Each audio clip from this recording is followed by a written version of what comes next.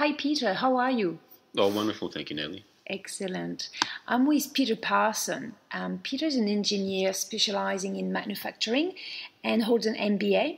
And Peter is currently the engineering manager at ITW Buildex, which is a subsidiary of ITW, a global manufacturing company.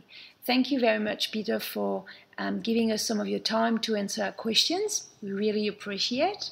So, can you tell us what does being an engineering manager at ITW Buildex represent and entails? It represents maintaining the current facility, deploying new technology, and enhancing the capability of the existing people within my department. Okay. That's excellent. So how many people in your department? I have 15 people in total with 3 direct reports. Okay. All right. That's enough. So how long have you been looking after people and having people reporting to you?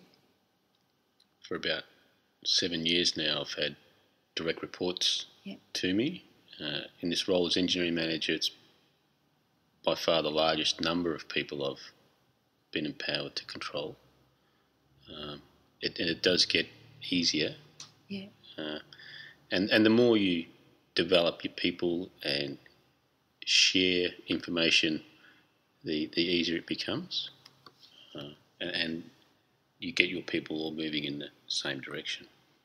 Okay. So what do you see your prime, in terms of leading people, what do you see your prime responsibility being? To my people, one is communicate and provide them with future. They ask key things: how am I doing in my role? What is my future? So I endeavour to fulfil that through various means. Okay. And you were saying it becomes easier. Did you experience challenges when you started having people reporting to you? Oh, when I first came into my role here at ITW Buildex, my team were all off in different directions doing their own thing. And I had to bring my people together to move in one direction and get a harmonised team that was really effective in executing activities in the plant instead of being a fragmented group of individuals. That took about 6 to 8 months. Oh, okay. And that was really about creating a common vision for everybody? Oh, correct. So I started the process of creating a common vision by getting the people in the room and talking about vision, what it is, and what we wanted to be as a department. And this process took about 3 months. And what did you find was instrumental in getting to the result that you have today? Each person in my department contributed to the vision. I did not write the vision for the department wrote the vision, and all the people in that department had an engaged process and some ownership in that vision. And today they believe in it. Is that something that you knew to organise, to make sure everybody participates in the vision, because you learned it, because you had experienced it with other of your managers prior? It was my understanding and thought that for the people to have a vision, they needed to believe in it. To believe in it, it had to be theirs. So I just merely guided the process. Yeah, it's interesting how you could have come up with the exact same vision, impose it onto them, and they would not have felt any interest in following it, but because they brought their own. That's absolutely right, Natalie, because they created it, they believe in it, and they now own it and live in it every day. It's broadcast up on their communication board, and it's in front of them every day. Now, I say it's their vision. It's not to say that it's disconnected from the company. It's fully 100% in line with the company's vision and goals. Of course. Yeah. Yeah, that's very important to have a aligned strategy all through the business. Yet it's about how is that particular department, what is the vision of that particular department that is going to bring its share to create the overall vision of the whole company. Absolutely. So my people now believe in that, and they do it every day. It's part of their values. That's a great achievement. Thank you, Nellie. Is there anybody in particular that inspired you through your own experience as an employee? Are there any of your managers that have inspired you, or a mentor? Many years ago, I reported to a production manager who took a lot of time to train and educate his people in different aspects of their roles. And it was through this gentleman that I found my way to be a leader or improve my leadership skills. So having a manager or a leader in a business come to me and give me their time, skills and knowledge motivate me. And that's what I do. I do that to my people, or I offer that to my people, and they value that. So is that a role of mentor and coach that you take on? I do particularly mentor my team and certain individuals at different levels to progress their knowledge and skills. That's wonderful. What would you say is the most important decisions that you make as a leader of your organization? That would be around the creation of the culture within my department. Building what culture do I need for success in my department, and what culture does the organisation need for success as a whole, and then executing framework and activities to deliver that culture and create the correct behaviours. So to do that, I have a daily meeting with my immediate reports. I have a weekly meeting with my department, and then every other week, either a day shift or a night shift, I hold a 1 hour meeting with my team where they talk to me, really,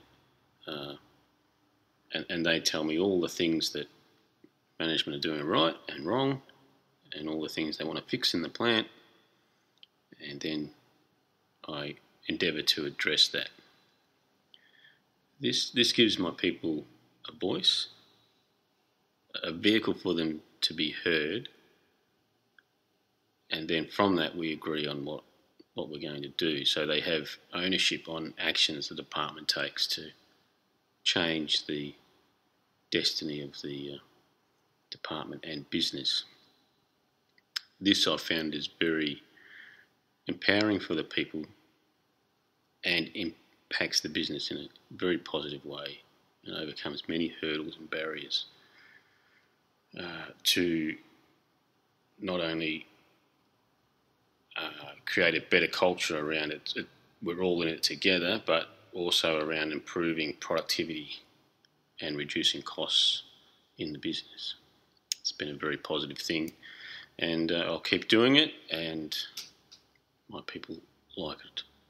Yeah, that is really, really impressive, because one of the biggest hurdle I find in most organizations is this empowerment, this ownership and responsibility, where we don't really want people to have initiative. There is a fear and a lack of trust that people will either do the right thing or that they will either care. And because of that, they don't care, because we don't show them that the company care about them. And I can't remember who said, people don't care how much you know until they know how much you care. And when you can have a task force, employees, a whole department who is empowered and know that they're making a difference, that they are being heard, like you said, this is the strongest thing that an organization can build. Because in terms of crisis, for example, that's when they need to have that type of employees who stand by the organization and the business. Yes, that's correct. So, how am I doing in my job? Where am I going? Where is the business going? And you have to show them that you care about them, the environment they're in, and where they're going. This is very important. For if you mistreat your employees, it will generate a negative attitude, negatively impacting the productivity and culture, and be very difficult to turn around. So show them you care. They will care about their role, the department they're in, and the business, and that will be reflected in attitude, culture, and productivity. So what attitude does a leader need to have to create that with their team? Because it's one thing to tell them, you need to walk the talk. So how does that translate for you? You need a positive attitude. Yeah. You need to talk positively about all things and look forward in a positive way. As a leader and a person, you need to be open. You need to be able to listen. So in all my meetings, my people talk first and I talk second. And you need to be approachable. So people need to be able to come and talk to you. Then when you've gained all of that, you need to distill it and take action, and talk to them about the action you're taking, why you're taking it, how you've come about that selection, and let them understand it, and then inform them that you cannot address all issues at once, and we will slowly get to their personal issues that they've raised and challenges in the business. Yeah. But they must see action and results. Otherwise you won't gain their trust, and they'll think, well, they don't care about me. Yes. They're only saying and nothing's happening. And you made a point I think is really important, because often before you see results, nothing happens while you're working at it. And you mentioned telling them that you are doing something while you are doing it. And I think that's really important, because often the manager can think, well, I'm working on it. He or she does not communicate that with the team. The team thinks, well, nothing's happening. And that's when it can lose the momentum. Yeah, so my team predominantly work in operations, and operations needs to be supported by product development, purchasing, engineering, supply chain, many external elements that support the department. And when you implement change, you may need to use one or all of these services. So it might take 6 weeks or even longer for an activity to go through any of these departments. So it's important that you get the department manager to come and talk to your people, or a letter communicating the actions of what's going on, because often things will take 6 to 12 months to digest within the business before they see it. So it's important that you collect information and demonstrate things are happening. Yeah. And communicate. Absolutely. So you listed a few characteristics. Would you be able to narrow it down to one? What would be the one characteristic that you believe every leader should possess? Listen. They need to be able to listen to the people, the business, and the customers, and then begin to think through a strategic thought process around change. But first of all, you must be able to listen. Yeah. It is the first rule of communication, isn't it? Listening, yeah. So how do you help a new employee understand the culture of your organization? Oh, well, we'll go through an induction program, anywhere from 3 to 5 days. And elements of that are, for me, bringing them into the engineering department. I'll walk them around and I'll show them the operation, walk them through the plant, show them the communication boards, what we're communicating, so it'll have vision, mission, goals, values, beliefs, behaviours, up-to-date production information, activity for the month, week and day, any feedback from the floor, walk around, talk to the operators, look at the processes, work through engineering control documentations, and talk to them around behaviours. And that is a very smooth introduction to the culture, and then they'll become immersed in it and live it for however they want to live it. So when you obviously organize the recruitment of or participate in the recruitment, when you're faced with two equally qualified candidates, how do you determine which one you're going to hire, whom to hire? Cultural fit. How do you determine that? What businesses have they worked for in the past? How similar those businesses are to ours? Then situational analysis questions. Okay. And look for fit. Yeah. Sometimes you can take one person that doesn't fit in the team for the team to implode. Correct. If they're no good as a fit, they're no good for the culture, they're no good for my people, and it'd be very difficult to get that to work. So cultural fit is how we choose. And I wonder if this is going to also be your answer to my next question, which is, what is the biggest challenge facing leaders today?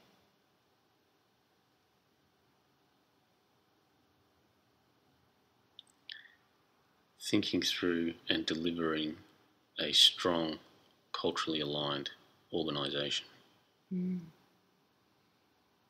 The customers are there, the business is there, but delivering a strong culture for success is the greatest challenge. So that enables the organisation to move on in perpetuity and survive any one person in the business. How do you tackle the fact that obviously everybody has different personalities, backgrounds, belief, values? Things might be important to some and not so important to others. How do you keep a cohesion when there's so many different views and opinions? The team needs a common goal. A common goal that they all believe in. Yeah. And the rest will get sorted out. We come from that. What would be one mistake that you witness leaders making more frequently than others? Failing to listen.